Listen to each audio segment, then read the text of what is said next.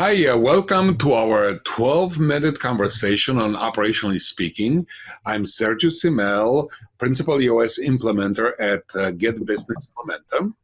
And I'm Paul Marston, the owner of Abenaki Carriers. And more precisely, I'm the integrator and the visionary of my transportation company, which has been running on EOS, the Entrepreneur's Operating System, for the past 5 years now. And I've had the pleasure and the honor of being Abenaki's EOS Implementer.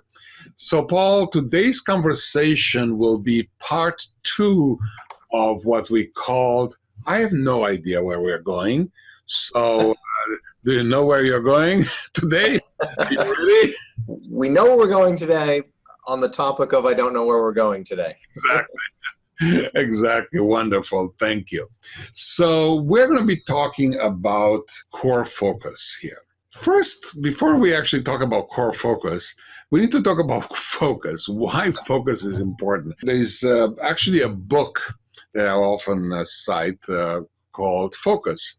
And the author of the book is a gentleman whose name is Al Reese. And there's a story there that's actually very powerful. The sun emits millions upon billions of gigawatts of energy. You can go on a very sunny day and take a walk on the beach, and still, in the worst case, you're going to end up with a sunburn, but you're not going to get pulverized.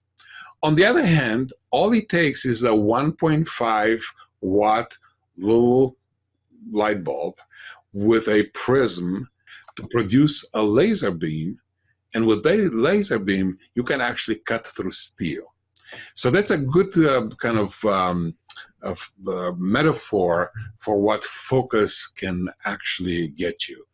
So going back to business, Paul, before we embarked on implementing EOS and actually defining our core focus, or your core focus at Abenaki, was there any time in the history of the business, and your business has been around for quite a bit, where maybe you feel that the business kind of veered off what you didn't have as a clarity as core focus, and what were the consequences? Yes, absolutely. Because in so many levels, we have trucks and we can move things. And when we move things, if we're not careful, we become a commodity.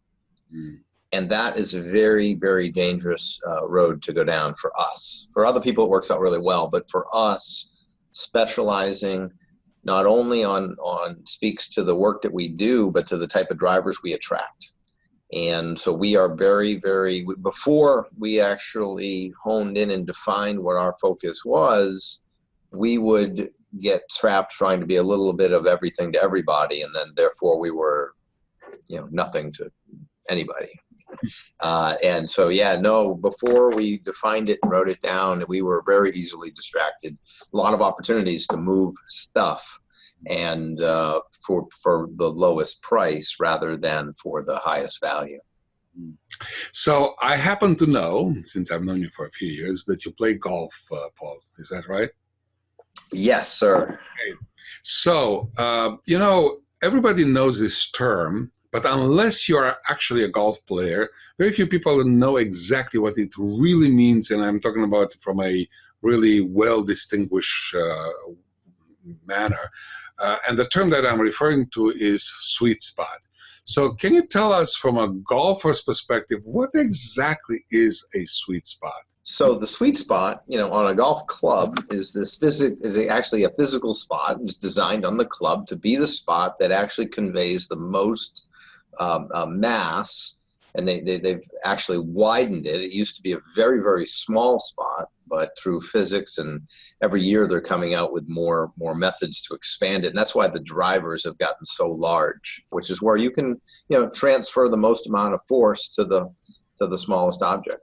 Right. So in golf, the effect is, as I understand, is that the golf goes furthest away and most precisely the way you intended. And the other thing is, are you right-handed or left-handed? Right-handed. Right-handed. So what's the effect of what you feel just about here? Nothing. Well, that's the beautiful thing is It's, you know, when you hit the sweet spot, it's all power and all the energy is going out, and Right. you're feeling almost nothing.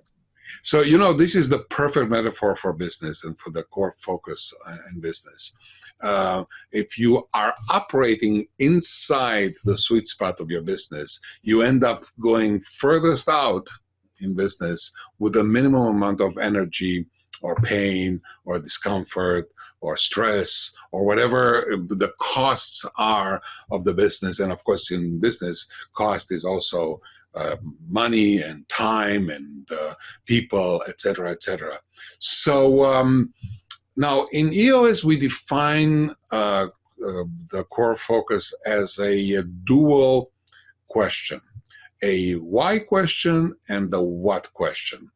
And in terms of why, we ask ourselves, why do we do what we do? What's our purpose? What's our motivation? What's our mission, you know, and so forth? What's our cause if we are a cause-oriented company, like a nonprofit, for example?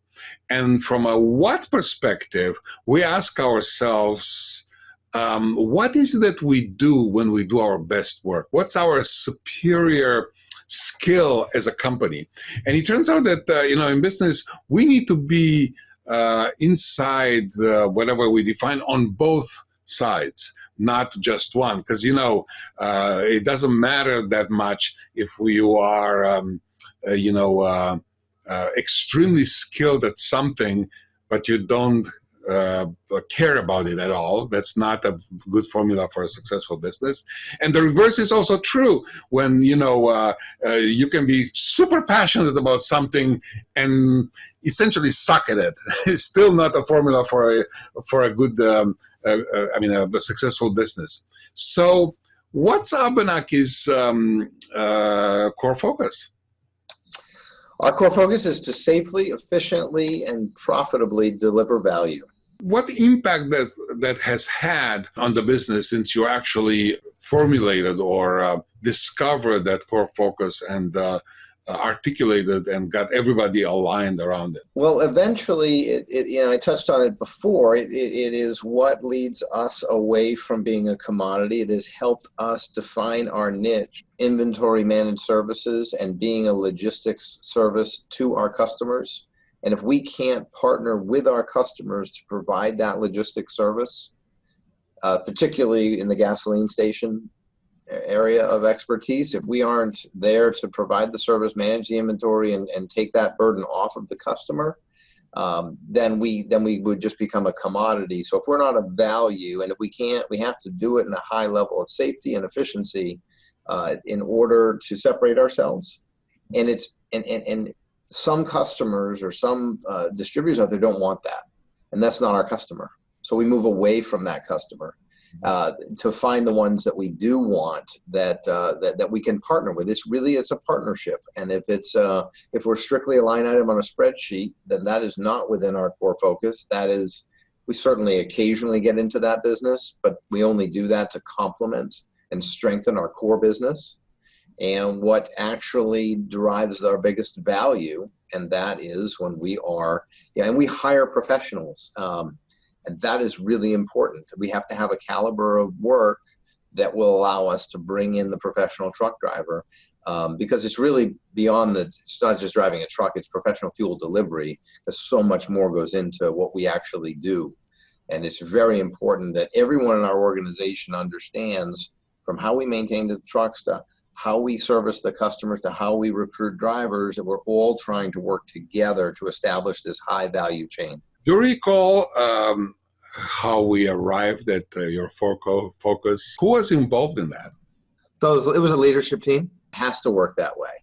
To be successful, it's a collaborative effort with with a company. We have, back then we probably had 80 employees. Now we have 120 employees, and it's a collaborative process because, quite frankly, you need the perspective of everybody in the company to really pull out and cull out what is the purpose of the organization.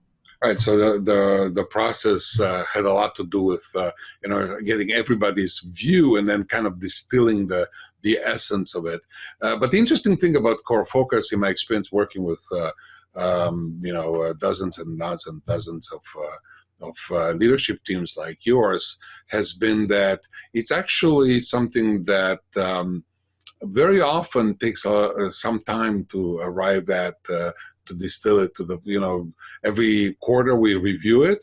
And they're always like, we need to tweak it here. Maybe this is not quite expressing exactly what it is, so that everybody in the organization gets actually fully aligned with it, right? When you come up with it initially, it seems some refinement, but it's not something that you're, after a quarterly or two, you've got it nailed down. I mean, it is your purpose. It is your why for what you're doing. And it's not something that's going to, once you nail it, it becomes the fabric of your business. It becomes a lens to which you operate through. Well, time is running up as usual. 12 minutes is pretty short, and we often go a little bit over, but that's okay. Any last thoughts, Paul? Well, it is not, this is just a great topic. It is such a backbone. It changes the reference and makes a company and a leadership team that much stronger in all the decisions.